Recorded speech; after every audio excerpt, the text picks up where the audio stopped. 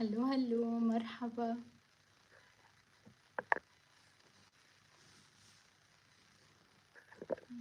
حاول تبعد شوي. مرحبا.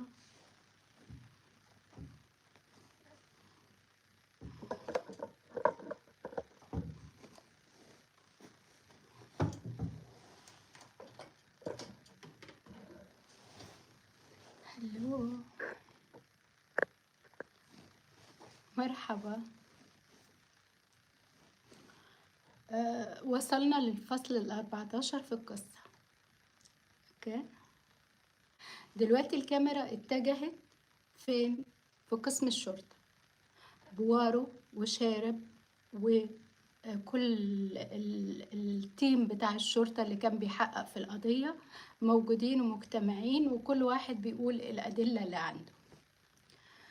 بوارو لاحظ ان فيه شنط داخله وطالعه، والشنط دي موجوده مع الطلبه، بس الشنط كمان رخيصه وشكلها مش مميز، مش كاستمايز، يعني مش معموله لحد معين.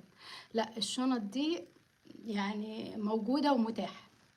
ففي حد من الطلبه قطع الشنطه قبل ما هو يفتشها، فهنا هو ابتدى يشك ان الشنط دي فيها حاجات، يعني في البطانة بتاعتها تهريب. ففي حد من اعضاء الشرطة من القسم بيقول له انه فعلا احنا في تهريب مخدرات، بتروح وتيجي. شكينا في الامر وبحثنا، ولكن لسه ما وصلناش مين اللي بيوصل الحاجات دي للدولة وخارج الدولة، وبيجيبها من خارج الدولة. لسه ما عرفناش مين. كمان هو طبعا كان بيحقق مع اللي هي دي بتاعت الصالون التجميل، واحنا قلنا ان هي عندها فيلا فخمة، وان هي اللي اقترحت على سيليا ان هي تسرق الخاتم في البث اللي قبل كده. هو خلاص في قسم الشرطة ومجتمعين وبيحاولوا يعرفوا يربطوا خيوط القضية، وبيحاولوا يعرفوا مين اللي عنده شك أكتر. فبوارو بيقول إن السيدة نيكولا دي اللي هي أم سيليا اللي اتقتلت، اللي إحنا قلنا البث اللي فات إن هي أصلا ماتت ما نعرفش بقى اتقتلت ولا ماتت، وسيليا كمان لسه ما نعرفش هي اتقتلت ولا اتحرت. ليه؟ لأن هي أم سيليا، وهي صاحبة البيت، بيت الشباب. ولكن بوارو بيقول إن هي ما كانش عندها البيت ده بس، هي عندها أكتر من بيت شباب بتديره. فاتجه الاشتباه نحو دي اللي هي نيكولا دي. ففي حد من رجال الشرطة قال له ما تعبش نفسك، هي أصلا ماتت. فاتفاجئ طبعا. فهنا هو بيقول ممكن تكون هي عرفت حاجة سر، لأن هو كان شاكك إن هي صاحبة، هي اللي يعني عارفة التهريب وعارفة كده، لأن هي مدمنة كحول. فممكن تكون عشان خسرت فلوس وكده فتجرت في المخدرات. طيب. بعد كده ايه اللي حصل بعد كده؟ قال له انه هي ممكن تكون اكتشفت سر العصابة، فحاولوا يتخلصوا منها زي ما تخلصوا من بنتها اللي هي احنا قلنا عليها انتحرت دي، سيليا. طيب. وعليكم السلام ورحمة. طيب، احنا دلوقتي وصلنا لايه في الفصل ده؟ ما وصلناش لحاجة. هو كده المكان اتغير، بدل ما كان في بيت الشباب لا أصبح في المستشفى. خلصنا من المستشفى رحنا على البيت تاني، علشان اكتشفنا ان صاحبته اللي هي نيكولا اللي هي ام سيليا اللي انتحرت، وهي مصممة ان بنتها انتحرت. طيب. فهو بيقول وبنتها كمان كانت بتلعب قمار، فكانت خسرانة فلوس علشان كده كانت بتسرق. فبيقول لمبات الكشافات اللي اتسرقت قبل ما البوليس يوصل، الكشافات دي اتسرقت علشان رجال الشرطة ما يشوفوش كويس، يعني هي اتسحبت بالإيد علشان رجال الشرطة ما في وقت التفتيش ما يشوفوش كويس. يعني هي ما اتسرقتش، هي يعني متعمد اللي أخدها. وصلنا كده لحاجة؟ لا، ما وصلناش لحاجة، بس إن المفروض إن الفصل بعد اللي جاي ده إن نوصل لحاجة مفيدة أو جريمة قتل جديدة، لأن إحنا من أول القصة كانت بالسرقات حاجات بسيطة، ووصلنا دلوقتي لاتنين اتقتلوا، لا عرفنا مين ولا ازاي. كل ما ندخل في حاجة ونبتدي هنعرف انه ده القاتل والخيوط تبقى كلها عنده، نكتشف انه احنا ماشيين في الطريق الغلط. بس ده جزء القصة اللي انا بحكيه دايما اول البث. نيجي بقى عند القانون. اي اهلا يا عمر. نيجي بقى عند القانون اللي هو من 48 قانون للقوة او السلطة يعني. بس اسلم عليكم الاول وبعدين ابدا اتكلم فيه. مرحبا عمر. انا ببدا بالقصه وبعدين ببدا باخد جزء من الكتاب. لا، وبعدين بسلم عليكم اللي مش عارف يعني. وبعدين ببدا تاني، برجع تاني للكتاب وبختم بكوتيشن اللي مش عارف. نبيل مرحبا.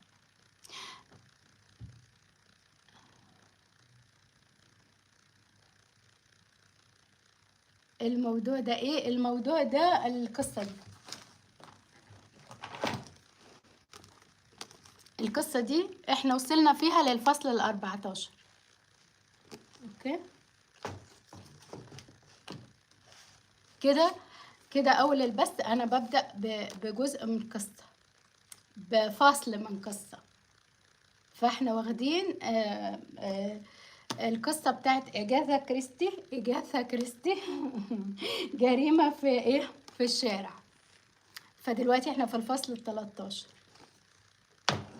ده مش معناه ان انا طلعت 13 مرة، علشان في 3 فصول خدتهم مرة واحدة، ما لقيتش فيهم حاجة فخدتهم مرة واحدة الحمد لله. ما حدش مركز على القصة، مش مشكلة ما حدش مركز، المشكلة انه انا دي فقرات البث بتاعتي. فانت بعد كده لما هتيجي تدخل القناة في يوم من الايام، القناة تكبر، هتدخل البث هتلاقيه مرتب، انا ببديه ازاي وبنهيه ازاي. فانا ما عنديش مشكلة، بس انا ببدأ بالقصة. ببدأ بالصباح الاول، بصبح على الناس، محدش رد، انا ببتدي بشغلي عادي، اقول القصة بتاعتي، بعد كده اسلم على اللي موجودين زي ما بسلم عليكم حاليا. بعد كده ببدأ في كتاب، في حاجة من كتاب سمري حاجة. انا دلوقتي في القانون الثاني من الكتاب ده. يعني احنا دلوقتي هندخل في القانون الثاني. اللي حضر معايا كان في زمزم كانت حاضره معايا، اللي حضر معايا اول امبارح اخدنا اول قانون منه. فاحنا دلوقتي هناخد القانون الثاني. بعد كده بعد ما بخلص بتتكلموا معايا اي حاجه شخصيه اتكلم معاكم فيها وانتهي بكوتيشن. فاهم؟ آه انا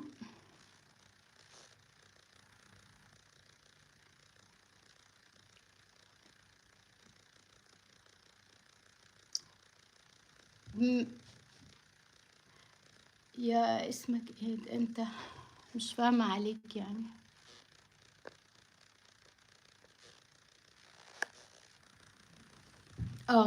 انت كنت معانا يا عمرو ولا عمر؟ عمرو ولا عمر؟ طيب خليني اوريك القانون الاول علشان ابتدي على القانون الثاني. طيب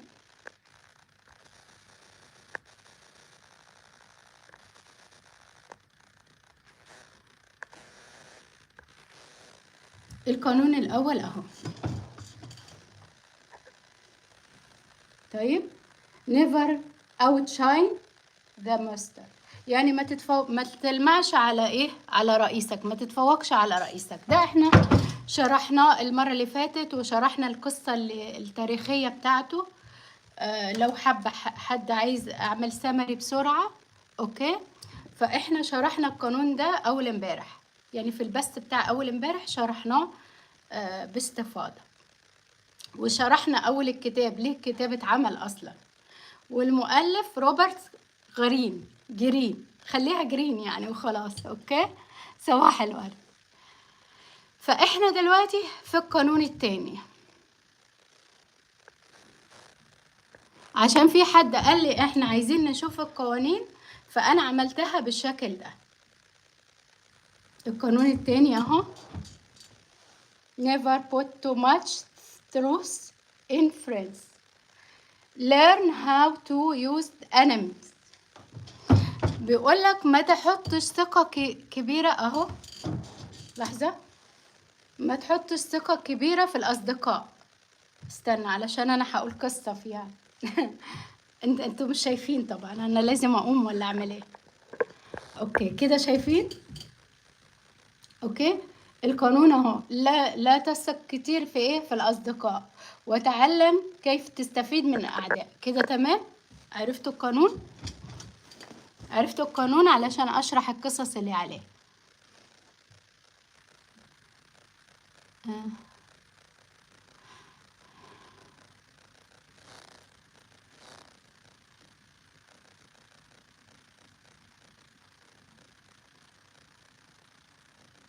مش فاهمة عليك. صباح الخير هاني، بس مش فاهمة عليك تبع ايه ده.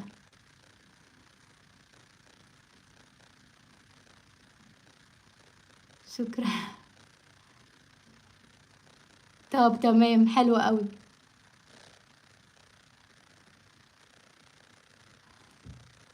حلو قوي، انا بمشي معاكم بالكتب شويه شويه. حلو قوي انك انت قاري، فعلا جامد فعلا. انا يعني انا يكاد اني بستفاد من الحاجات اللي بقراها، وبقراها معاكم. يعني حتى القصه اللي كنت بقولها من شويه انا كمان بستفاد منها. فبصراحه يعني انا قعدت الكتاب ده لخصته بتاع التسويق، هتلاقوه في القناه في الدوره التدريبيه. بس بصراحه استفدت اكتر وانا بتكلم معاكم منه. يعني قريت وكل حاجة، بس الحاجة لما تقراها وتسيبها في عقلك ما بتستفادش. الحاجة بتستفاد منها لما بتستخدمها.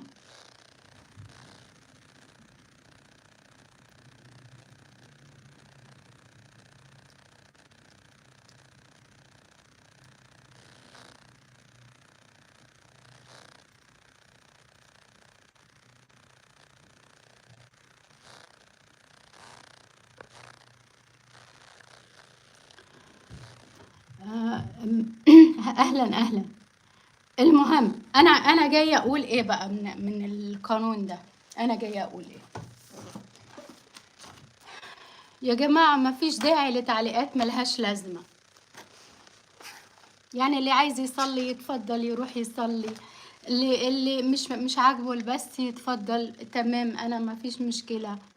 انا البث كده كده مسجل، يعني اللي هيحب هيجي يشوفه، واللي مش هيحب انا ده نصيبي. تمام.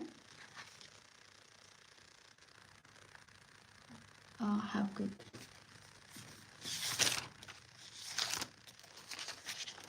طيب احنا قلنا احنا هنا هنروح القانون الثاني الاول. احنا خلاص خلصنا القانون الاول، تمام. القانون الثاني بقى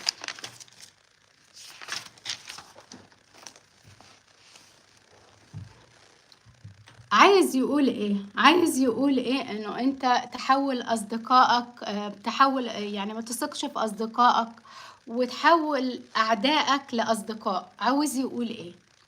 بيقولك ما تحطش ثقة كبيرة في اصحابك، تمام. وانت حاول ان انت اعدائك يعني ما تخليهمش اعداء، زي ما يعني هو القصة هتبين. تمام. هي القصة هتبين الكلام ده، تمام. بيقولك انه الصداقة مش دليل على الولاء. يعني مش معنى اني انا صديقك يبقى انا وفي وعندي ولاء ليك.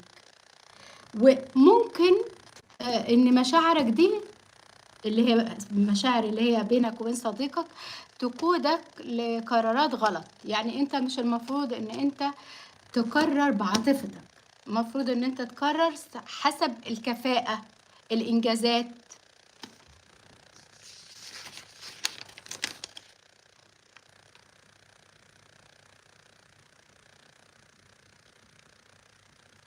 ممكن اشرح ممكن اشرح انا. طب اشرح، طب يلا سعيد، يلا تمام سعيد.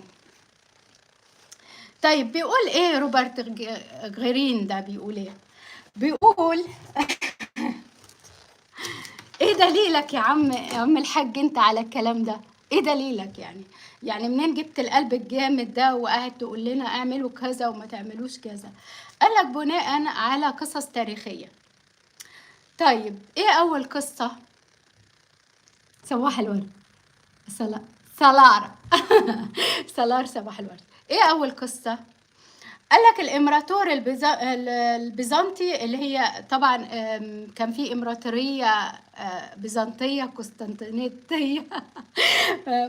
اوكي، اللي هي موجودة في اسطنبول حاليا، يعني هي حاليا اسطنبول. بيقولوا ايه؟ بيقول ان في امبراطور اسمه مايكل الثالث اوكي. مايكل الثالث ده كان عنده واحد اسمه سيليسيوس، اوكي، صاحبه بيحبه جدا، وده انقذه من موت حتمي. يعني هو كان هيموت وهو انقذه. يعني معنى كده ان هو بقى يعمل معاه واجب؟ لا، ده هو اغدق عليه كل الهدايا والمكانة والمنصب وخلاه جنبه. يعني ده هنا بيقول الطريقة الغلط ان انت تاخد صاحبك ان هو عنده ولاء ليك، ده الغلط اللي هو بيقوله. فبعدين قال له ان عمه معايا يا اللي انت قريت الكتاب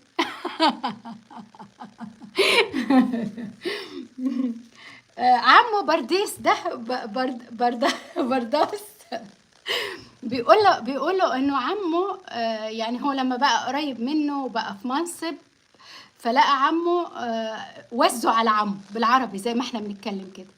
يعني عمل له كده بتاع انه عمه عايز يطيره من الحكم ويقعد مكانه، فتخلص من عمه برداس ده ولا كده.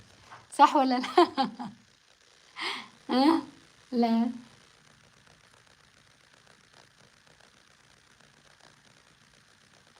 معلش بقى استحمل، انا بترجم البث على فكرة، بعد ما بخلص بحط ترجمة انجليش على طول. فالمهم فتخلص من عمه. بعد ما تخلص من عمه عمل ايه؟ سيليسيوس ده طمع في الحكم، حس انه مايكل ده، يعني مايكل الثالث ده مش امبراطور صح، يعني ان انا افضل منه، لا انا اللي استاهل الحكم. وخدته بقى الجلالة بقى وبتاع، فتخلص منه واصبح هو الامبراطور. كده احنا وقعنا في الغلط ده اول وقوع الغلط من اللي هو جاب منه القانون ده. طيب صح ربنا يخليك، شكرا طيب ايه تاني؟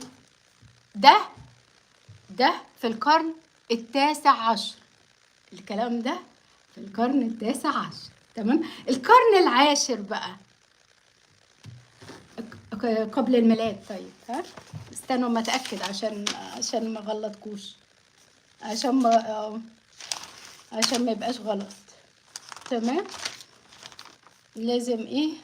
19 ميلادي، 19 ميلادي.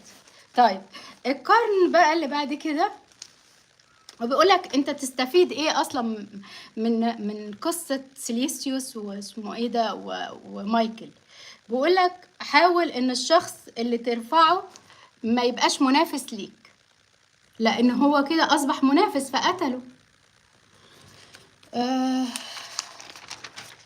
القصة التانية، الصين.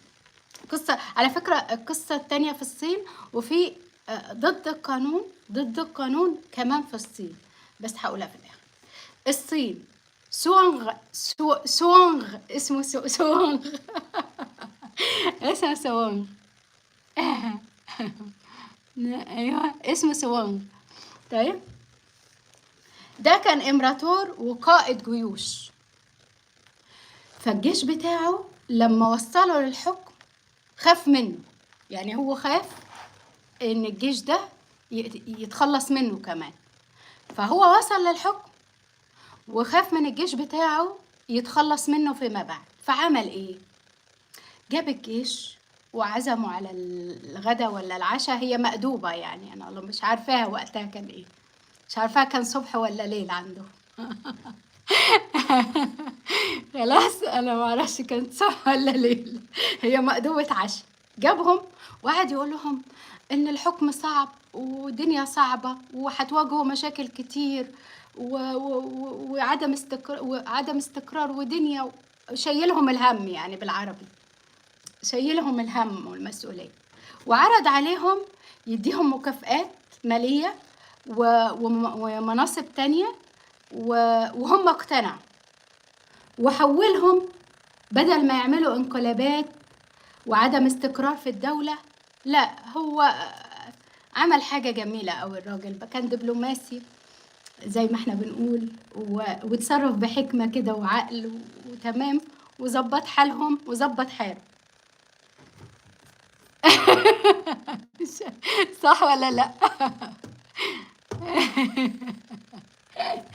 طيب ايوه، وظبط حاله معاه. نستفيد ايه بقى من الراجل ده؟ نستفيد ان هو احتوى مصادر الخطر، يعني بحكمة وإدارة مصالح، يعني شاف مصلحتك ايه وانا مصلحتي ايه، وايه الخطر اللي ممكن تشكلهولي فانا اتجنبك. صباح الورد يا زمزم. الا احنا بنشرح في القانون التاني. اه الحمد لله يا ريان. فهو عمل ايه؟ خلى الموقف لصالحه، بس بطريقة زي ما احنا بنقولها في دلوقتي دبلوماسية. جابهم قعدهم، يا ولاد الحلال تعالوا كلوا معايا لقمة غدا عشاء مش عارفة ده في القرن العاشر ميلادي، احنا طبعا سيليسيوس كان القرن التاسع ميلادي. فظبط حالهم وبالحكمة وبالتراضي، وخلى الدولة مستقرة وشال خلاص احنا اوريدي قلنا الكلام ده. فهو عملها بقى واجه المشاكل بفاعلية، يعني الراجل كان فعال اكتر من ما هو يعني خامل ومستني لقدره. يعني في ناس اوكي خلاص انا خدت الحكم ويقعد بقى انا قاعد لا مش مستني قدره، الراجل اتصرف بذكاء اكتر وواجه المخاطر قبل ما تحصل. لسه بشرح اكتب هما بيسمعوك اكتب هما لما هيلاقوك انت كمان بتقول هياخدوا الصح بتاعي وبتاعك. انا لو اعرف اجيبك هنا كنت جبتك لاني انا عايزه الكتاب كله اقول، يعني كل حلقه يعني كل بس انا كده في القانون التاني، كل بس هقول قانون. فعادي انا لو اعرف اجيبك هنا شدك، معرفش هنا ازاي، وعادي احنا كلنا بنستفيد في النهايه. طيب طيب زيدان. طيب احنا كده خلصنا الراجل ده، واحد اهوت سلم امره لله وصاحب سيليسيوس وبقوا حلاوة زي ما بيقولوا، وابتدى يستكتر عليه الحكم فقتل، يعني طياره، حط ثقته كلها في صاحبه وخلى كل اصحابه المقربين حواليه، مش مهمة كفاءة، مش مهمة اي انجازات، مش مهمة اي حاجة، هو بيحبهم فخلاهم حواليه. فطيروه، النتيجة انه طيروه وطيروا عمه. التاني لا، بعد ما مسك الحكم حس ان في ممكن انقلاب يحصل، حالة استقرار، خاف من صحابه اللي قويين، يعني الجيش ده بتاعه اقوى منه، فهو خاف ينقلبوا عليه او يعملوا عدم استقرار في الدولة. فالراجل ببساطة ظبط نفسه وظبطهم وعمل الصح يعني. طيب التالت التالت بقى اللي بيقولك بقية القانون ان انت تحول خصمك لأكتر استفادة، مش حبيب، يعني انت مش هتحبه، هو في النهاية عدوك، انت هتستفيد منه. ويمكن خصمك او عدوك ده لما يلاقيك انت كويس معاه يحاول يوريك ان هو عنده ولاء ليك، وممكن يكون احسن من حبيبك زي ما بيقول. طيب القصة الثالثة في الولايات المتحدة الأمريكية. كان سنة كام؟ سنة 1861 لسنة 1865 سنة 1861 لسنة 1865، يعني مش 900، 861 865. الحرب الأهلية في أمريكا كان في واحد اسمه إبراهام لينكولن إبراهام أوكي، صباح الورد. ريتشارد كرب الأسد، أيوه لا اسمه إبراهام، هو اسمه إبراهام لينكل المهم مش عارفة انطقها أصلا، ما هي قدامي أنا مش عارفة انطقها ايه انت بتوريني انا مش عارفه انطقها اصلا. لا انا يا جماعه عندي كلمات بتكسر معايا، يعني ده اعاقه جوه لساني، مش غلط في الكلام، غلط في لساني. طيب معلش سامحوني عربي انجليزي انا عندي الكلام التقيل ما بعرفش انطقه، فانت كتبته تمام والله لو عملت ايه خلاص طالما انا اتكسفت مش هعرف اقول، انا مكسوفه دلوقتي. طيب ماله الراجل ده؟ الراجل ده كان فيه حق، يعني كان فيه انقسامات في الولايات المتحدة دي، كان فيه انقسامات، هو كان عايز يوحد الانقسامات دول. فأنصاره قالوا له انت ازاي بتسايس اعدائنا، يعني انت ازاي بتجمعهم وتسايسهم، المفروض تنتقم منهم وتأذيهم. فرد المقولة الشهيرة بتاعته: ألا تقضي على أعدائك عندما أحولهم لأصدقاء. يعني ما بيقضيش على أعدائه لكن بيحولهم لأصدقاء.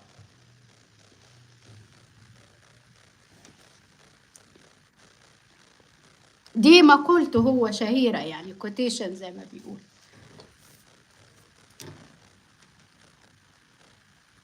خلاص علينا معلش بقى تحملنا 44 يا عمرو معلش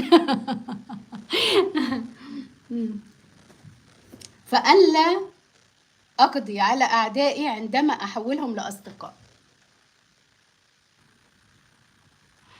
شو رأيك بكتاب السر؟ ده كتاب ايه ده يا فرانس؟ اجيبه بقى، لا كتاب كويس اجيبه، انا بجيب كتب حلوه. الكتاب ده كمان هبقى اقوله لكم كمان، لان الكتاب ده ليدرشيب عاجبني قوي، فحابه اقوله لكم بس بعد ما نخلص الكتاب الكبير ده ونخلص القصه دي. طيب خلاص، دي ده مثال ثالث بيقول لك ان هو الراجل ده، يعني ده مثال قريب مش قرون، ده مثال 1800، يعني مش 100 سنة يعني ولا حاجة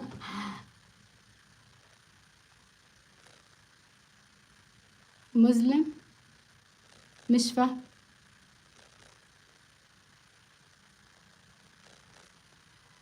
الكتاب ده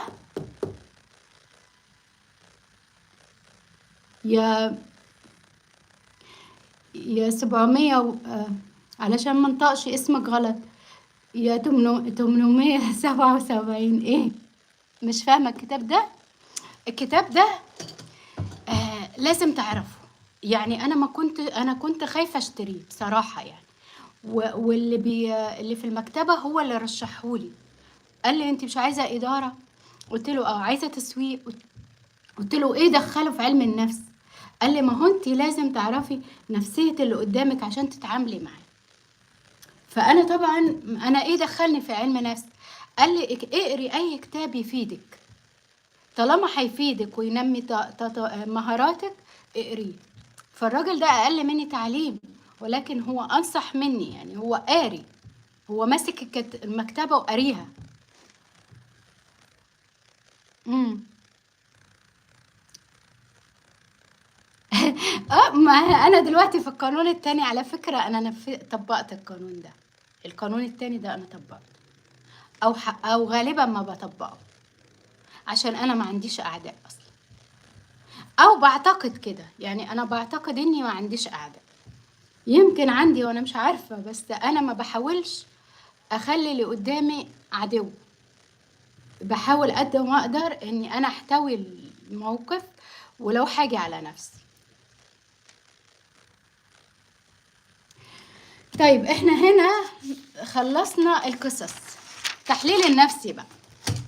بقولك الصديق يعني الصديق ده ممكن يفتكر ان الحاجة اللي انت بتديها له، اديته الهدية دي، اديته الماسة، اديته اديته فلوس، اديته عربيتك، اديته شقتك، دي حاجة عادية مش امتياز يعني. فهو بياخدها حق ليه. وان ممكن والحاجة التانية ان السلطة ممكن تغير انسان نفسه. والحاجة التالتة انه انت لازم تدي الفرصة لخصمك يغير من مواقفه. والحاجة الرابعة، المنافس القوي يخليك تنمي مهاراتك. طب جبتي منين الحتة دي؟ سناء انت جبتي منين الحتة دي؟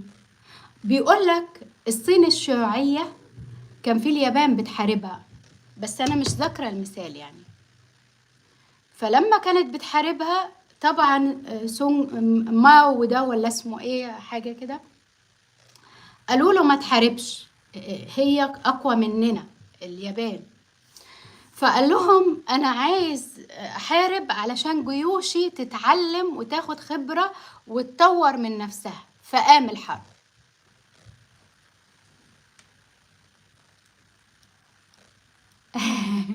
كان ساعدني، ايوه يا عمرو. تعالى كل حلقة وراجعني، علشان انا ممكن يكون في معلومة تايهة عني، انا كمان بستفاد معاكم. معلش انا هو الاسم ده. ما انا مش ذاكره القصه، انا اخده 3 قصص بس بيدلوا على القانون. بس انا من باب ان انا اعرفك قد اعرفك المنافس القوي يدفع الانسان الى تحسين ادائه، علشان التحليل النفسي الرابع ده. فانا ما خدتش القصه، بس انا بقولها لك علشان الحته الرابعه دي. والله انا سامع عنه يا فرانسيس، انا سامع عنه في الفيسبوك، شفته كتاب قد كده احمر باين. سامع عنه والله، عايزه فعلا اجيبه. انا سالت مره على الفيسبوك هو ده كتاب ايه، وسالت على سعره كمان، قال لي 500 جنيه او حاجه اعتقد كده. هحاول اشوفه واجيبه اذا انتوا عايزينه يعني. انا بتعلم معاكم ده، انا لو قعدت عمري كله اتعلم مع نفسي مش هتعلم حاجه. والله اقول لك على حاجه. سواء ايران ولا امريكا ولا الناس دي، يعني الله اعلم مين الظالم ومين المظلوم. احنا تايهين في النص يعني. ما احنا عندنا طياره وقعت يعني. ما فالله اعلم، الواحد مش عارف والله. ربنا ينصر المظلوم عموما.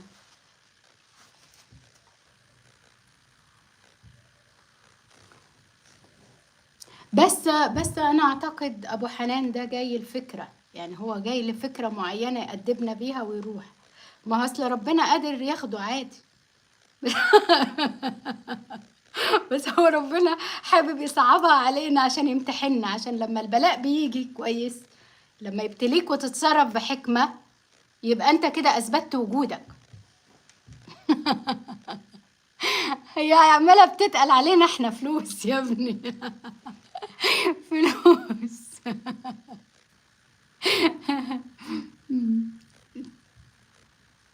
هي القوانين اصلا دي 9 9 9 95، هي اصلا غلط، يعني هي مش حاجة كويسة.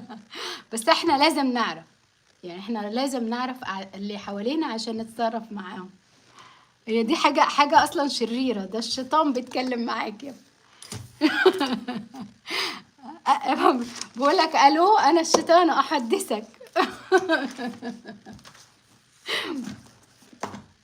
الو، مين يا فندم؟ انا الشيطان.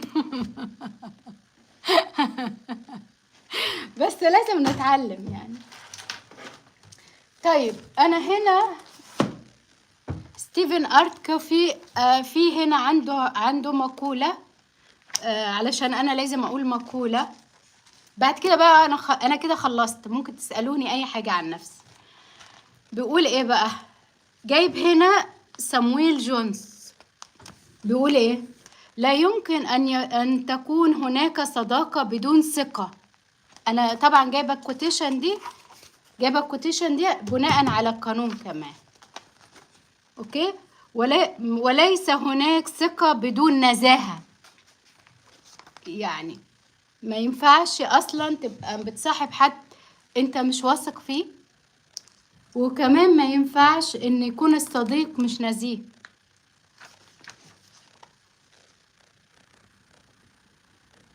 مش عاجباك الجملة؟ طب ايه اللي حلو؟ قول لنا الكويس، قول لنا يا استاذ عمر. انا معاكم دلوقتي، انا كل اذان صاغية، كل اذان صاغية.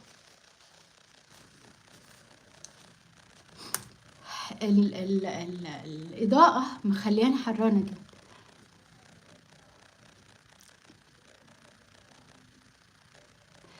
للأسف ما بنلتزمش. على إيه؟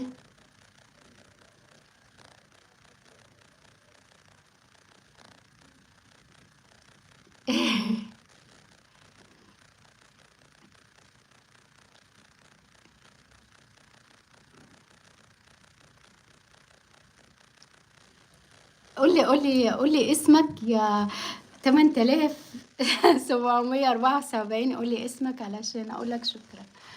أم، انا حابه لو انا في الاول مش برد على حد، او مش بتكلم او كده، انا ببقى حابه اني انا التزم بفقرات البث. وبعد كده انا دلوقتي بيس، يعني انا خلاص اللي انا كنت عايزه اقوله ويهمني اقوله في البث قلته. فهنا ممكن انتوا دلوقتي تنتقدوني، نتناقش سوا كده عادي، تسألوني في حاجة أنا عملتها أو ما عملتهاش، أو طبقت حاجة من الكلام ده أو لأ. بالكاد أنا طبقت بايلك، يعني أنا ممكن أكون طبقت الكلام ده، بس مش يعني ما كنتش قريت الكتاب ولا حاجة، يعني كان الشيطان بيوسوس لي وأنا نفذت، فأنا لقيت الشيطان في كتابي يعني. أيوه. أيوه. أيوه زمزم صح. احنا بص هنمشي وراه لغايه لما نخلص 48 قانون. ولو انتوا عايزين تشنج على كتاب تاني انا ما عنديش مشكله، عندي كتب كتيره قوي. بس قولوا لي ايه اللي انتوا تحبوا تتناقشوا فيه. او بعد كده لما اعرف ازاي بيشدوا الضيوف هنا، انا شد اللي عارف. علشان انا طبعا بقالي شهر بس بطلع بسوس، فمش عارفه ازاي بستضيف الناس هنا. إنهم يجلسون هناك. يتعلمون دروس الشيطان. والله بص، ده الشيطان علم البني آدم، البني آدم بيعلم الشيطان دلوقتي. اه والله يا، قولي اسمك، اكتب لي اسمك بس بليز، الله يخليك عشان انادي عليك. عبد الله. ف تصدق انا ندمانه على عمري اللي ضاع وما قريتش كتب. يعني انا دلوقتي بقراها علشان البثوث. قبل كده انا كنت بقرا بس، يعني كنت قاعده اقرا بس الكتب بتاعت الدراسيه، يعني مثلا عندي مرجع، عندي حاجه بس. لكن اقرا علشان استفيد انا لمخي اول مره. عيونك الحلوه محمد.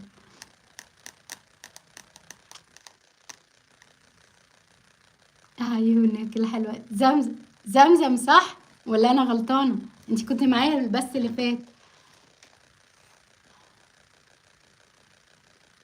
يا ريت والله يا مصطفى اتحدث الفرنسيه يا رب. طب ده انا نسيت الانجليزيه والله يا مصطفى. حد، انا عايزه امارس الانجليزيه صح. انا عايزه حد يساعدني يخليني اتكلم انجليزي تاني. يا ريت والله يا مصطفى. والله لساني اتخبل بقالي 3 سنين. خلصت الماجستير وعملت رسالة، يعني حضرت للدكتوراه وعملت البروبوزل بتاع الدكتوراه. اوكي. وحصل لي دروب. كنت حاطة منحة لاستراليا. دلوقتي انا ممكن اكلمكم برضو في حاجة شخصية من ضمن الكلام يعني. وحطيت المنحة بتاعتي في استراليا، رحت للعميد، مضالي جواب. مضالي جواب. المنحة لازم تعمل حاجات، عشان تقدم منحة لازم تعمل حاجات. يكون التوفل بتاعك دولي. التوفل بتاعك لما يكون دولي في درجات معينة توصل 6 تقريبا. اوكي. دي حاجة انا كان معايا التوفل كده 5.5. التوفل كده كان علشان اناقش الرسالة، فكان لازم ممكن اعمل التوفل مرة تاني. دي حاجة. الحاجة التانية لازم يكون عندك 2 خطاب، خطاب من العميد وخطاب من السوبرفايزر بتاعك، المشرف، البروفيسور، علشان هم هيكلموا البروفيسور في التليفون. ماشي. ماشي.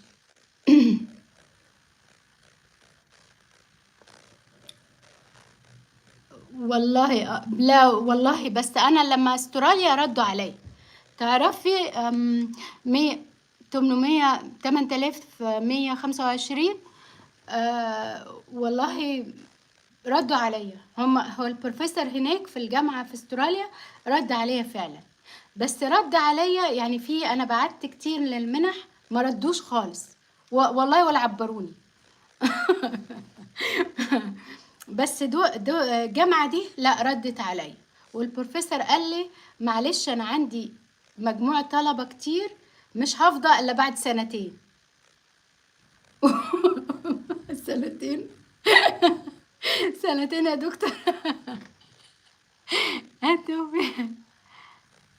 ايوه يا عزيز. فالمهم انت دلوقتي المفروض بيبقى معاك التوفل، بيبقى معاك 2 خطاب، بيبقى معاك الموتيفيشن بتاعك، اللي هي انت عايز تعمل كده ليه. يعني ايه دوافعك دي، ايه الدوافع بتاعتك بتخليك عايز تعمل الدكتوراه. لازم تقول حاجة. طبعا انا عشان انا يعني مش عارفة اقول حاجة، فرحت رايحة للسكرتيرة. قلت لها اعمل ايه في البتاع ده. قالت لي سيبيها لي.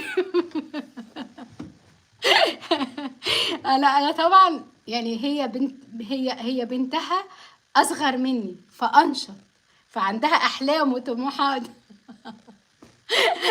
فكتبتها لي، الله يخليها يعني بقى، كتبتها لي. المهم افتكرها طبعا بكل خير. المهم اني انا خلصت منها، وقالت لي بقى حطي هنا اسمك وخلي الدكتور يمضي لك. فرحت للدكتور عشان يمضيها. قال لي سناء دي طموحك وهدفك. قلت له ان شاء الله هتبقى يعني.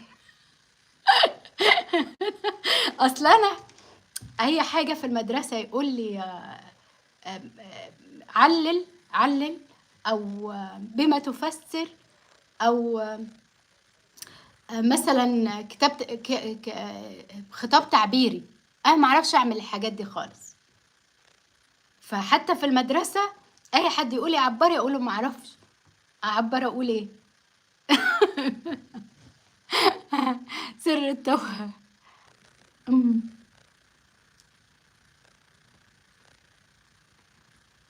لخطابات رسميه، خطابات رسميه العميد والسوبرفايزر بتاعك او بتاعي، او لازم يمضيها، لان هم هيكلموا السوبرفايزر اصلا. يعني السوبرفايزر اللي هيبقى معاك هناك هيكلم السوبرفايزر اللي معاك هنا او معاك في بلدك يعني. وطبعا قعدنا فترة حلوة يعني بتاع 3-4 شهور نعمل البروبوزال بتاع الدكتوراه. البروبوزال بتاع الدكتوراه طبعا نشيل حاجات نحط حاجات يعني لما الدكتور قبله البروبوزال نفسه مشكلة.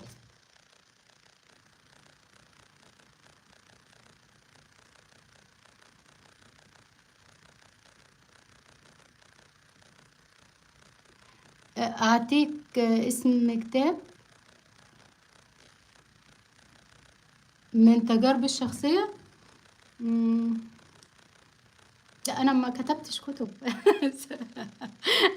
بس ممكن أبقى أكتب كتب يعني. أنا ما كتبتش كتب للأسف. بس أنت تقصد حاجة يعني تمسني؟ لا ما أعتقدش. بس أنا لسه بعدين ممكن أقرأ لكم ده، يمكن ده يبقى فيه حاجة، يبقى فيه حاجة مني إن شاء الله. يعني أنا بتخيل الراجل ده أغنى واحد، يا رب يا رب يا رب والنبي يا رب.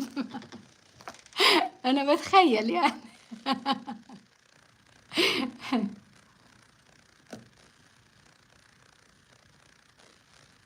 قرأته؟ لا أنا قرأت كتاب تسويق ولخصته. أنا لخصته، هتلاقيه على القناة. لحظة.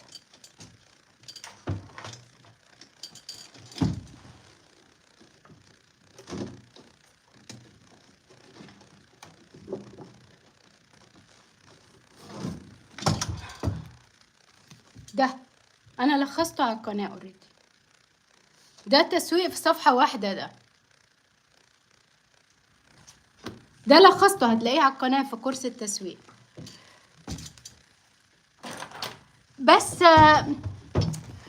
تعرف يعني لو هو كان بيتكلم الكتاب ده، لو بيتكلم عن ان انت تعمل مشروع شخصي وانا اخده مثال الكافيه، فانا عملت كده. يعني انا عملت كده، عملت كافيه، فاهم؟ فهو الكتاب يعني برضو مسسني، يعني وانا بشرحه هو مسسني.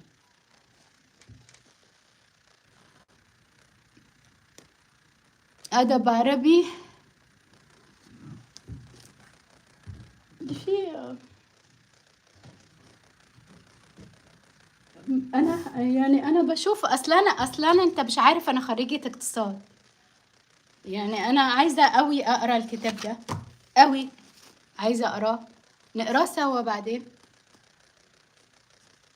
يعني كل الناس قالوا لي عليه هايل، فانا عايزة اقرا الكتاب ده. هاري كاسنجر. وانا عشان انا خريجة اقتصاد، كلية اقتصاد، فجبت ده. وبما اني كمان اخده ماستر في بنك فاينانس، اداره ماليه بنوك، فجبت ده. كمان انا جبت ده عشان انا عايزه ابقى زيه. ولكن بعدين بقى نقرا الهابت ونقرا العادات، وده الليدر. انا بحب القياده. انا شخصيتي قياديه. مش بشكر في نفسي ولا حاجه، لا عادي، انت بتتولد كده. بس بس انا احب انه انا اخطط. ف ف فالتخطيط رؤية، يعني زي ما بتعمل فيجن معينة فبتدي تمشيها ستيب باي ستيب.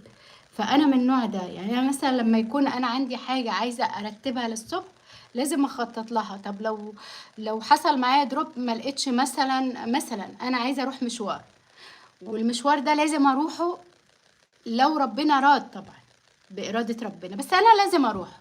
مثلا اقول لنفسي انا هنزل، ما لقيتش عربية هركب تاكسي، ما لقيتش تاكسي هركب اتوبيس، ما لقيتش اتوبيس هركب ميكروباص، ما لقيتش ميكروباص هروح على رجلي.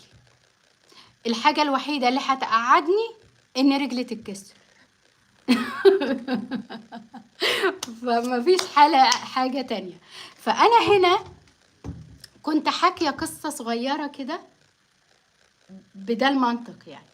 كنت بقول ان دب صغير، هو دي قصة حقيقية في روسيا، كان الدب ده في روسيا. الدب ده شكرا على دعم القناة يا عمرو، شكرا لكلكم اللي بتدعموا القناة وبتدعموني وبتخلوني اني مبسوطة اني انا بشرح. الدب الصغير ده قد ما هو صغير وتايه وكده، واحنا كبني ادمين يعني المفروض ان الام بتفكر كده، الحيوان بيفكر كده. الدب ده كان بيحاول يطلع يتسلق التلج، كل ما يحاول يقع، كل ما حاول الوصول يقع.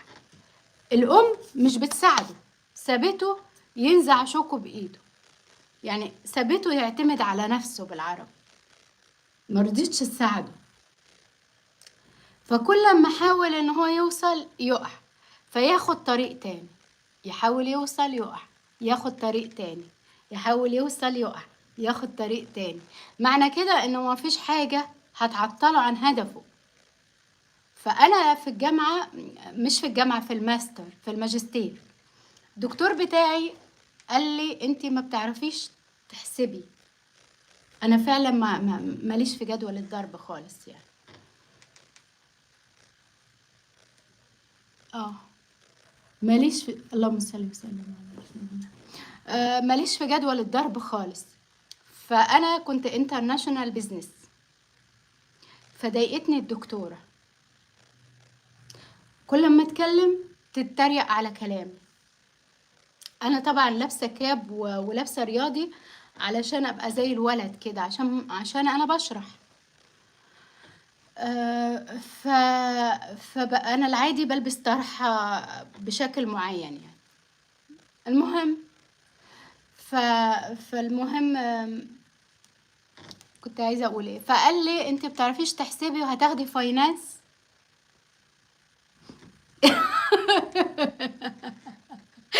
قلت له لا يا دكتور، في حاجه اسمها تولز. قال لي يعني ايه؟ قلت له يعني انا ربنا جاب لنا حاجات نستخدمها، انتوا على ايامكم ما كانش فيه، احنا على ايامنا فيه. قال لي زي ايه؟ قلت له كالكليتر، كمبيوتر. بعدين يا دكتور احنا امتحاناتنا اوبن بوك.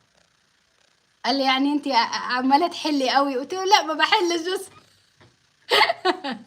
بس انا مش هجيب التوب، انا مش هجيب الفول مارك، ولكن هأدي، هحاول لغايه لما اجيب الفول مارك. ايوه. الاصولي انا يا حسن، يا حسين ولا حسن، مصر. لا كان في آلة حاسبة عمرو، بس مش الحديثة بتاعتنا دلوقتي. طب والله العظيم والله حاولت، طب والله حاولت.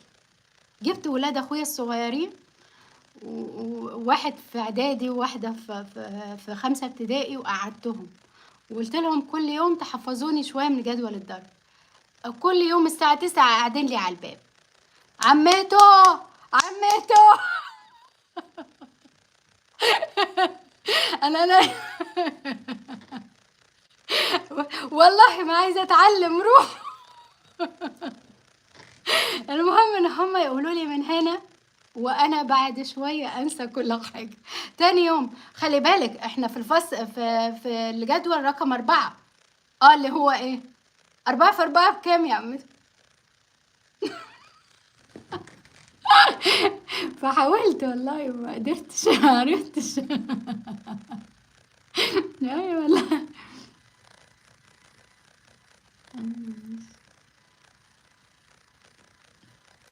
عمر مش عمرو. طيب يا عمر، يا أستاذ عمر، طيب ما تزعلش بقى، أنا تلقائية كده. شكرا شكرا، عيونك الحلوة. فمش عارفة، أنا مش عارفة قوي هل أنا هوصل وهبدع وكده، بس أنا قلت لربنا أنا بسعى، أنا بعمل اللي عليا. هل أوصل للماجستير؟ الله أعلم. هل أوصل للدكتوراه؟ الله أعلم. طبعا الحمد لله خلصت الماجستير ونشرت رسالتي في 2021. أنا واقفة في الدكتوراه، أنا مزنوقة جوه الدكتوراه. بس أنا ما قصرتش، يعني أنا حاولت وبعت للمنحة و... وللحق يعني لما جيت أقنن الماستر بتاعي كان لازم أعمل حاجة اسمها إمضاء المجلس الأعلى للدراسات. ده إمضاء المجلس الأعلى، عارفينه انتوا ده، اللي هم 7 ناس لازم يمضوا دول. المجلس الأعلى للجامعات. المجلس الأعلى للجامعات كانوا 7 لازم يمضوا، ما ينفعش 5، ما ينفعش. فالناس دي جالها كورونا. قبلها دكتوري انا قعد سنه، قعدني سنه لان عنده كورونا. وقتها السكرتيره قالت لي سناء طب ممكن تغيري الدكتور؟ قلت لها لا، يعني هو في شده، انا ينفعش اغيره. قالت لي عشان وقتك، قلت لها لا. فالمهم استنيت وخلص الدكتور وناقشت ورحت نشرت رسالتي في امريكا. بعد كده خلاص لازم انا امضي دي من المجلس الاعلى عشان احطها في المنحة. المنحة لازم ده يبقى موثق من المجلس الاعلى. فالمهم على الله اكبر على كل ظالم. فالمهم انا استنيت 1 سنة و8 شهور. مش معنى كده ان كل واحد هيروح يقدم للمجلس الاعلى للجامعات هياخد 1 سنة و8 شهور، علشان انا اول واحدة، انا اول واحدة من الأكاديمية العربية. الأكاديمية العربية انتوا عارفين، كنت لازم عايزة أخلي الرسالة بتاعتي ممضية من المجلس الأعلى. كان الوقت ده ما كانش حد في الأكاديمية بيمضيها من المجلس الأعلى، أنا اللي صممت. يا مرحبا، يا أهلين، عيونك الحلوة. S1S. فأنا صممت وركبت راسي، والدكتور وقتها المعيد، مش الدكتور بتاعي السوبرفايزر، منعني وقال لي مش لازم على فكرة وانتي هتورطي نفسك. وانا بقى عانيت، قلت له لا لازم امضيها ولازم اسافر ولازم. كان بيرجعني من التاكسي، بس انا ما سمعتش كلامه خالص يعني. ندمانة طبعا، مش معنى كده اني انا رضيت باللي انا عملته في نفسي، لا خالص. وهو كان معاه حق جدا. بس انا عانيت. فبعدين رحت، ويا ريتني ما رحت، وكانت اتكسرت رجلي وما رحتش. قعدت 1 سنة و8 شهور. 1 سنة و8 شهور جالي شغل في الأكاديمية، وجالي شغل في عين شمس، وجالي شغل في كذا حتة بعد ما خلصت الماجستير. ما معيش ورق، ما عنديش حاجة، ما اقدرش اسافر حتى. لا ليه مصرية ولا. اتشرف ولا، انا بحب اللبنانيين.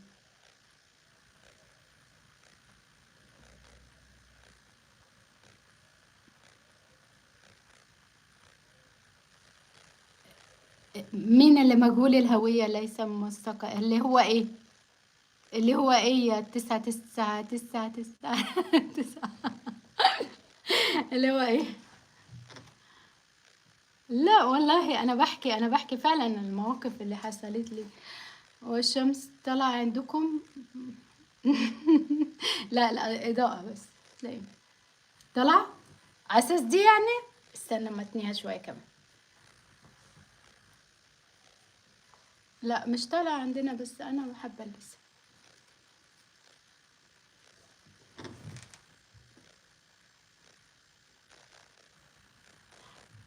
والله بعديها يا ما تكتب لي اسمك. زي, زي ما طيب زين ايه. ما علشان ده هم الناس بتنتقد ده، بس انا يعني انا حابه اطلع اللايفات بكاب دايما، علشان بس انه يعني لوك اعتبروه لوك جديد. اس 1 اس عيونك الملاك. فبس ايه رأيكم في القصص اللي ملهاش اي لازمة دي؟ بس انت اللي سألتوني الصراحة. مش عارفة ده اصفر ده اصفر ليه.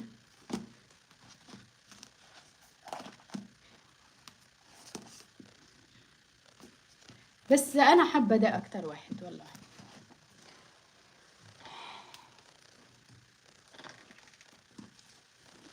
ده برضو شكر لي فيه يا عمرو اسمه ايه؟ سكلوجيت. اسمه ايه؟ المال. اسمها ايه دي؟ دي اسمها ايه؟ اس- عو عو اسمها ايه دي؟ عشان بقولك ما بعرفش اقرا الكلمات الكبيرة يعني. المهم، فهو رشحهولي قال لي الناس بتحبه. انا لسه ما اعرفش عنه حاجة والله. في منه الانجليش، بس انا قلت اخليه عربي عشان افهم. ها معكوس. استنى كده كده.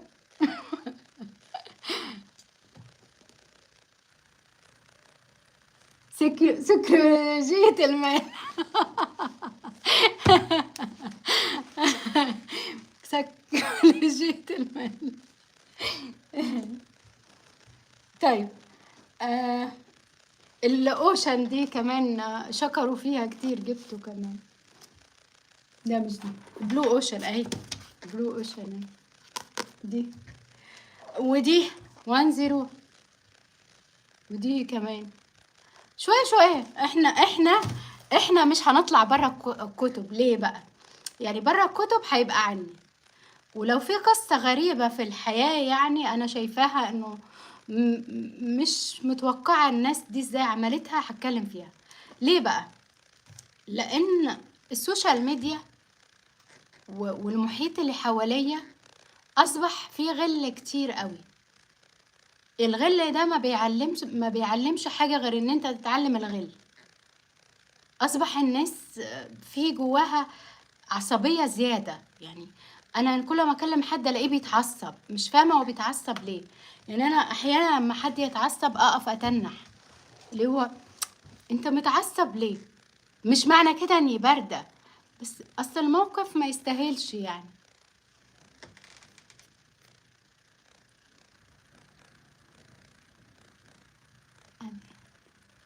عليه أفضل الصلاة والتسليم. زيزو مرحبا، اللهم صل وسلم وبارك عليك يا رسول الله. فأصبح الحياة كلها ضغوط ونفسيات وجرايم وبلطجة. فأنا اخترت إنه إحنا لما نتكلم يا نتكلم على حاجة شخصية. أنت عندك مشكلة، فكرة أنا عايزة أجيب كتاب امرأة من المريخ ورجل من الزهرة ده ولا إيه، ولا العكس، نتكلم فيه برضو. هنتكلم فيه. كنت هنزل النهاردة أجيبه، بس ما هنتكلم فيه برضو. أنا كنت سامع مصطفى محمود بيحكي فيه، صح ولا أنا غلطان؟ عمرو أنت بتقرأ، عمر أنت بتقرأ قصدي. شكرا عيونك اس 1 اس. فأنا قلت طب خلاص 800 8774. شكرا ليك، تحياتي. فأنا قلت طب ليه يعني احنا لما نطلع بس نتكلم على تجارب، ممكن أي حد عنده تجربة، عنده قصة، عنده حاجة، تجارب شخصية حتى تكون ريليتد أو ليها علاقة باللي احنا بنحكيه، أو نشوف الكتب ايه اللي انتم مرشحين ان احنا نتكلم فيه. ولكني انا ناوية انه اخد كتاب كتاب من A to Z زي ما بيقولوا يعني. احنا ماشيين قصة، هنبدأ تاني قصة، يعني في قصص كمان اهي، في قصص تانية. فاحنا خدنا اول قصة ماشيين فيها قصص بوليسية، وعندي كتير قصص يعني مش ده بس انا بوريكم اللي ورايا يعني. هخلص في ده ماما، دي جايه لي هديه، دي واحد هديها لي، ممر الفيران ده خالد، ده خالد توفيق، احمد خالد توفيق، احمد خالد توفيق في قناتي الصغيره دي. في قناتي الصغيره انا عندي قناه صغيره، ده هيبقى في قناتي الصغيره احمد خالد توفيق. ف انتوا عارفين طبعا ده احمد خالد توفيق. كمان دي جات لي هديه، دي حد هدهاني، ما بيقولوا حلوة قوي، بس هل انا قريتها؟ لا والله ما اعرفش. النداهة يوسف ادريس كمان جات لي هدية، يعني انا ما قريتهاش.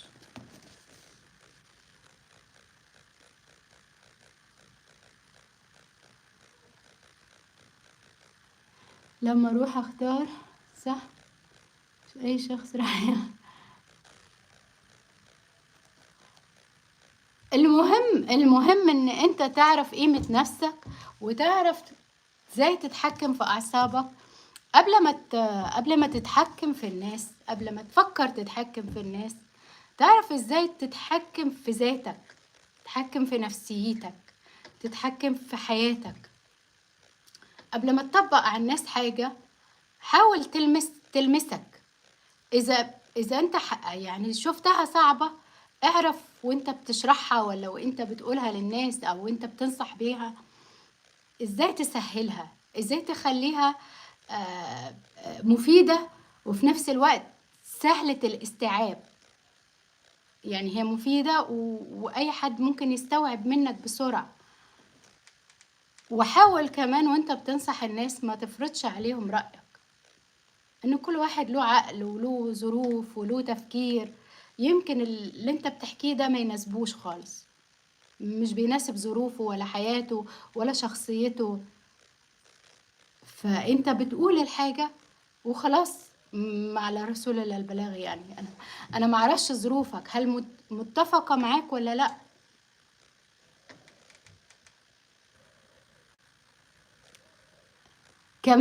كمان لازم تلتمس العذر للي قدامك. يعني ممكن انه هو شرير، بس انت عارف هو عاش في ايه ولا اتربى ازاي ولا ايه الضغوط اللي قابلته ولا كده. انا مش معنى كده ان انت تلمس له العذر انه يقتل فتقول والله غصب عنه. لا، هو ربنا في حاجات هي اسمها كبائر، ما فيهاش هزار. دي مش حاجة هتستغفر وربنا يغفر لك. دي في حاجة اسمها كبيرة بقى خلاص.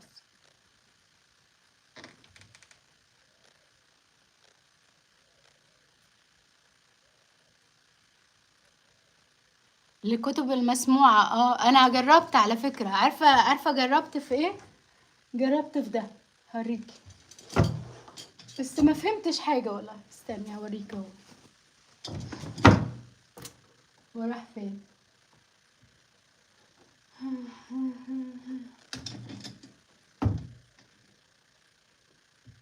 اهو اهو.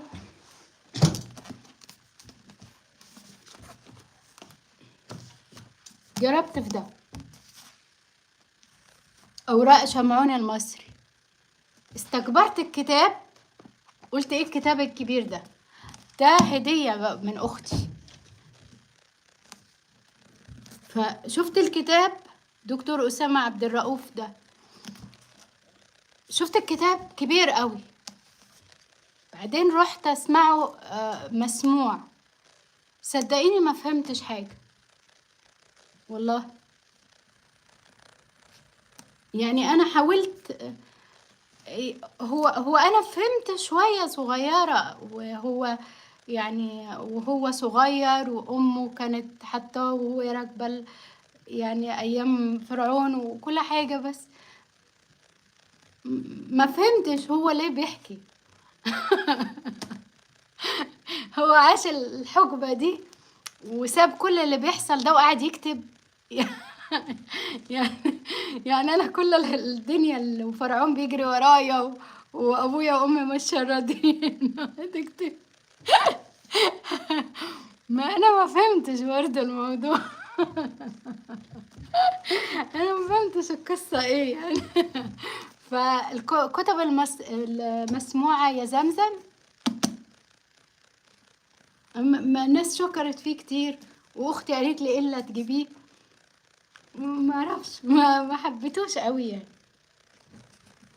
ما في الفكرة نفسها مش راكبة في راسي يعني. وازاي بقى كان صغير وقاعد بقى يجيب الأحداث كلها ويكتب، وأبوه كان إيه وأمه كانت إيه وأمه مصرية وأبوه مش عارف وكانت جارية، وقعدت بقى خيالي قاعد يشتغل. طب وهو بقى سايب كل ده وقاعد يكتب؟ طب جاب القلم والورقة منين؟ فأنا مش قادرة. و40 سنة بقى تيه بقى والدنيا بقى. فبصراحة لما ما فهمتش ما عرفتش احكيه.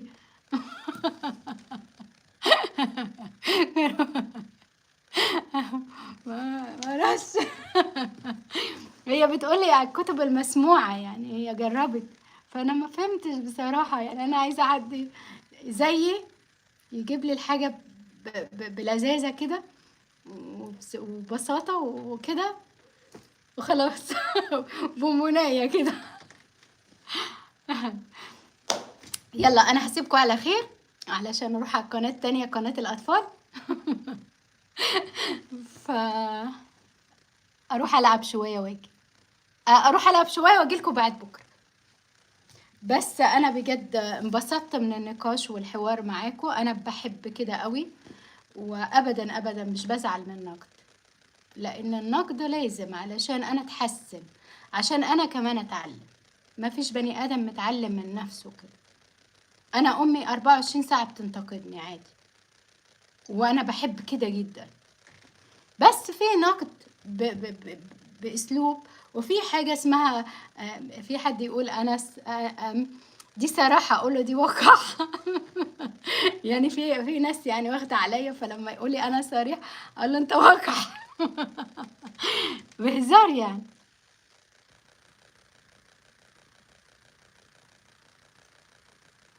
يسعد قلبك يا زمزم، ولا اسم غالي ولا غالي علشان هو زمزم اصلا. انا رحت السعودية، رحت مكة 3 مرات. يا رب يا رب يا رب يا زمزم نروح مع بعض نشرب زمزم، وكل اللي موجودين وسامعين يا رب يكتب لكم تشربوا ماء زمزم وتحطوه على راسكم وتتبسطوا. انا فعلا ال- الثلاث مرات الثلاث مرات اللي رحتهم مكة، طبعا رحت المدينة مرتين، والمدينة احلى حاجة حصلت لي في حياتي كلها. انا وماما للنهاردة مش قادرين ننسى ولا لحظة. احلى رحلة، عمري ما هروح رحلة زي كده. مرة انا وماما وخالي، مرة انا وماما واخويا، قضينا شهرين رمضان، يعني شهر رمضان والسنة اللي بعدها شهر رمضان. بجد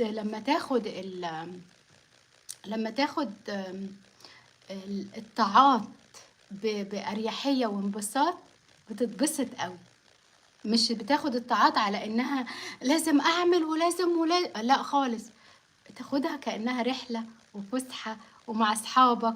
يعني حتى من من الحاجة اللطيفة جدا إن صاحب أخويا، اللي هو أخويا الكبير، اللي هو متربي معانا، ما سابناش ولا مرة.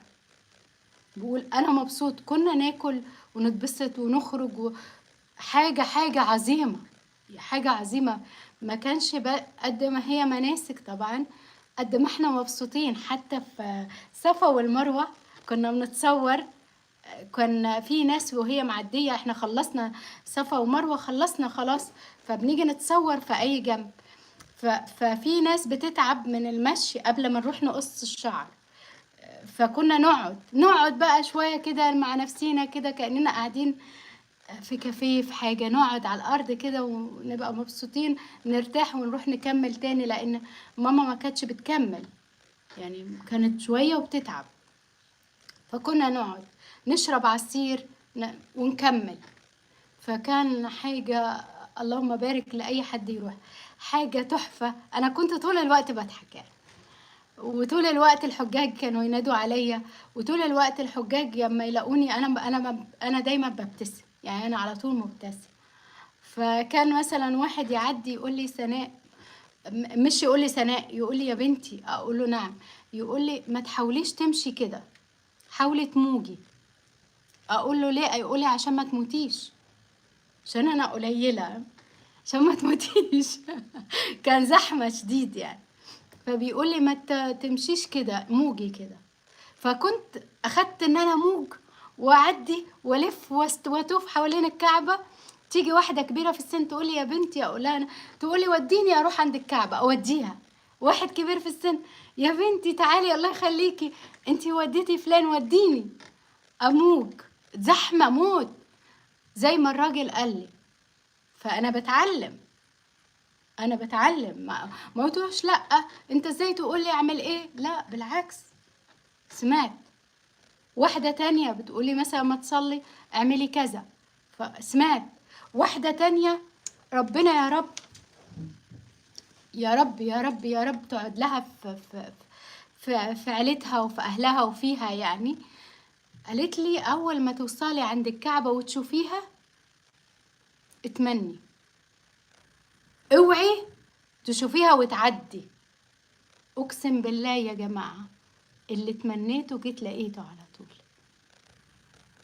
10 أيام 20 يوم جيت حققته والله بجد. النصيحة أو الكلمة، أنت لما تتكبر عليها هي ما تجيلكش. أنت ربنا بيكون باعت لك حد يقول لك، الحد ده في صورة شيطان، في صورة ملاك. أنت لازم تتنبه، لازم تفطن، لازم ما تاخدش كل كلمة كده ورا ودانك زي ما بيقولوا، خدها بعين الاعتبار.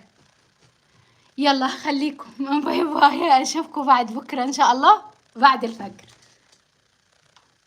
القانون الثالث يا عمر، القانون الثالث. ان شاء الله بس يكون عجبك شرحي، بس بما انك حافظ الكتاب وقريه ان شاء الله يكون عجبك شرحي شويه.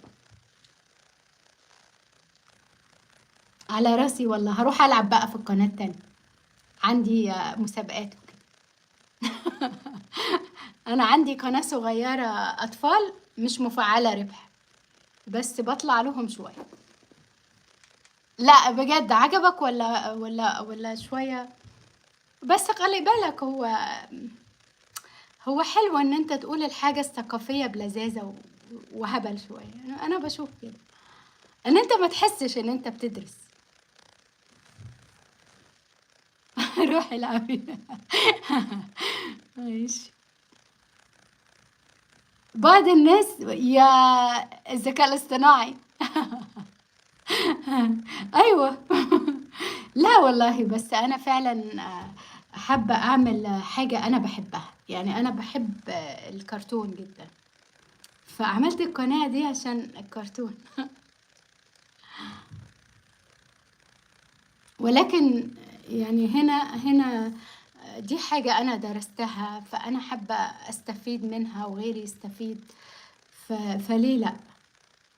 فهنا انا بعمل قصه، هناك كمان بقول القصه نفسها، بقول القصه بس قصه ومسابقات، ما فيهاش يعني أفكار.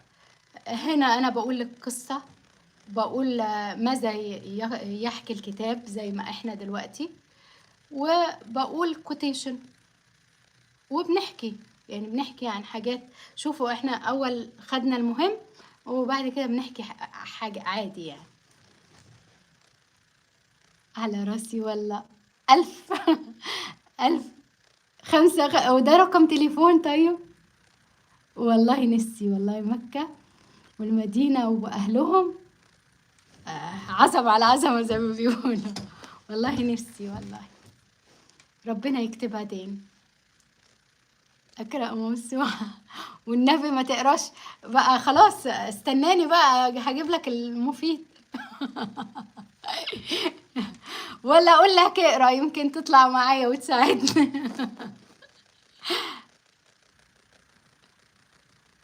زمزم ما شاء الله، كمان زمزم حتى من المرة اللي فاتت زمزم مثقفة جدا وقارية وكده. حتى هي دلوقتي لما قالت لي على الكتب المسموعة فكرتني ان انا حاولت كمان. كلنا بنستفاد من بعض، ما فيش حد بيعيش لوحده، كلنا بنكمل بعض. على راس الجزائر والله، كلنا بنكمل بعض. فإن شاء الله بس أكون قادرة أوصل المعلومة، أو ولو مش قادرة استحملوني، لسه جديدة يعني. لسه جديدة، لسه جديدة والله بجد. جدة ما رحتهاش والله زمزم، بس السعودية حاجة عظمة بجد. حاجة عظمة. تعرفي أنا جالي شغل امبارح في السعودية، بس هي ماما خافت إنه يكون هو حد يعني مصري وبتاع، خافت إنه يكون ياخدني يوديني ما يجيبنيش. فماما خافت عليا. كان بيقول لي راتب مش عارف كام، انا مش عارفه ريال ولا هو قال ايه، بس 7000 حاجه مبدئيا اداره مشاريع، وبعد كده هيزيد اداره مشاريع. هو قال لي هو جالي من لينكد ان، يعني هو جالي من حساب لينكد ان مش من هنا يعني. فماما قالت لي لا كبري دماغك، خليكي في قناتك وحاولي ان انتي تفهمي الناس بتستوعب ايه وما بتستوعبش ايه، وتطوري بقى انه انت تحاولي ان انت ما تقلقيش، ما تخافيش، ما تنسيش، ما الحاجات اللي احنا بتحصل دي. انا طبعا قبل اللايف بتوتر جدا وببقى قلقانه وببقى خايفه انسى المعلومات، فاهمين؟ فبعد كده لا، انا بقالي كام لايف، لو شفتوا اول لايف بتاعي انا كنت بتكسف جدا وما كنتش بتكلم كده جنب الكاميرا خالص. فان شاء الله انا كمان بزيد خبرة، يعني انا لما بقرا الحاجات دي نفسها عقلي بيكبر، بزيد خبرة.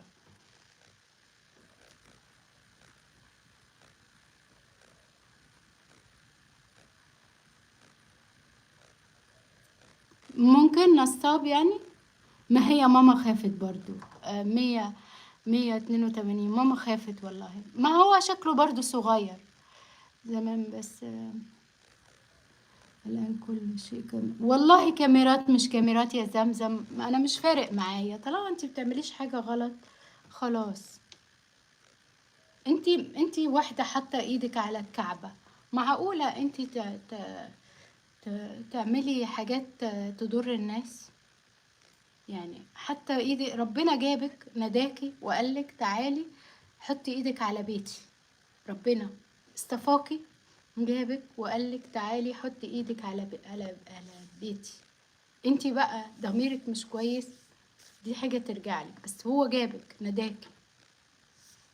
نداكي من لا شيء. والله يا زمزم ما كان معايا لا فلوس عمرة، كنت لسه ابويا ميت، كان لسه ابويا ميت بعديه اخويا، وما كانش عندي مرافق، يعني ما كانش عندي مرافق. كان اخويا عليه ديون للبنك فما كانش ينفع يطلع في ده السنة، وماما قالت لخالي وصحتني من النوم، قالت لي يلا هتروحي عمرة. ولا اعرف، بس انا قبل كده دايما لما حد يسألني تتمني ايه قبل ما تموتي، اقول له اروح الكعبة، يعني اروح احج قبل ما اموت. فكنت بدعيها وانا عارفة اني مش هروح، يعني مش واثقة. فلما ابويا مات 2015 وبعديه اخ من اخواتي، انا عندي 5 واحد مات، اخ من اخواتي، بعدين ماما لقتني حالتي النفسية مش كويسة، فحاولت تخلي اخوها يجي معايا.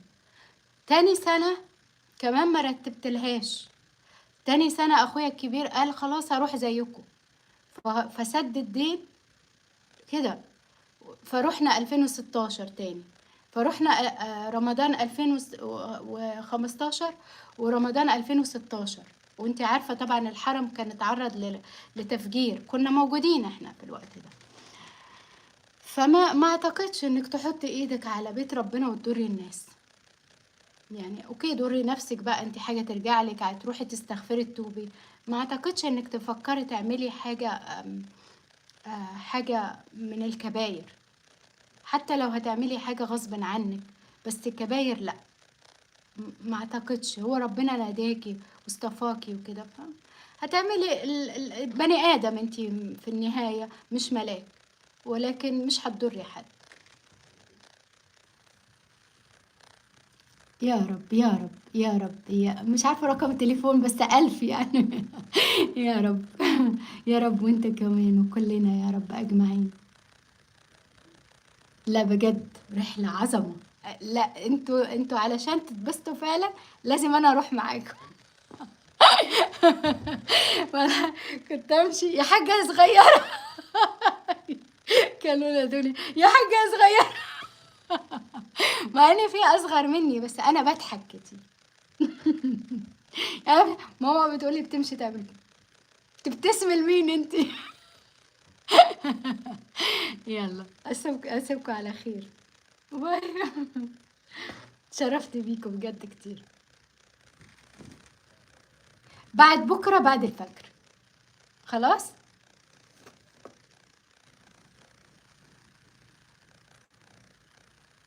صحيح صحيح، الجهاد بالكلمة ليس بالسلاح، ده حقيقي. حكمة. ما احنا قلنا القانون دلوقتي، احنا القانون ده ايه؟ ما هو القانون ده ان انت يعني تحكم عقلك، يعني انت بتخلي عدوك تستفيد منه. ومعناه ايه ان انت تستفيد من عدوك؟ يعني تستفيد من عدوك، تغل في نفسك وتحاول تسلط شيطانك عليه؟ لا، انت تسيطر على العداوة دي، تحاول تثبت له ان انت مش هتأذيه، بالعكس. تعالى المصالح تتصالح، كلمة تعالى بقى، طالما احنا ما بنحبش بعض المصالح تتصالح، ايه مصلحتك وايه مصلحتي. فانت لما يبقى مصلحتك على مصلحتي، انا مش هأذيك وانت مش هتأذيني، لان في مصلحة.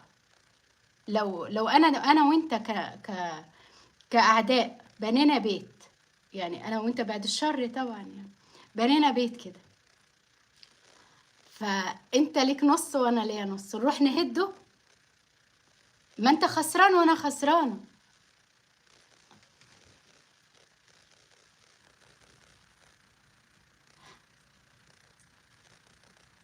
هي الحرب اللي قايمه دلوقتي على المضيق. ليه الناس ساكته؟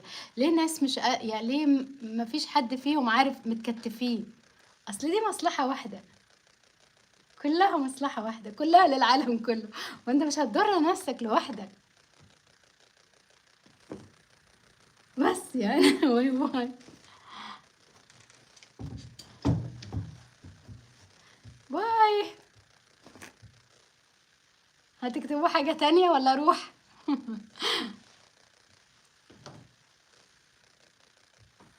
يلا خلاص، بعد بكره، بعد بكره بعد صلاه الفجر. باي. القانون الثالث، وما تقراش من فضلك اكتر مني من فضلك. عشان انا بلخص. خلاص يا زمزم، تمام. القانون الثالث، وطبعا هناخد كمان كوتيشن من كاسنجر ده، وزي ما احنا ماشيين، والفصل الخامس عشر من القصة، ونهزر بعدين زي كده. يلا باي. هروح ألعب.